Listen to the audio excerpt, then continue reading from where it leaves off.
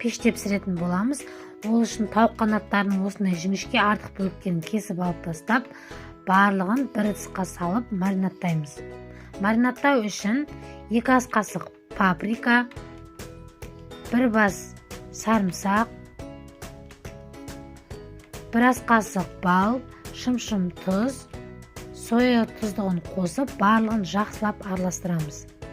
Сосын тоңазытқышқа 1 сағатқа салып қоямыз. 1 сағаттан кейін пергамент қағазы төселген табамызға осылай барлығын орналастырып шығамыз.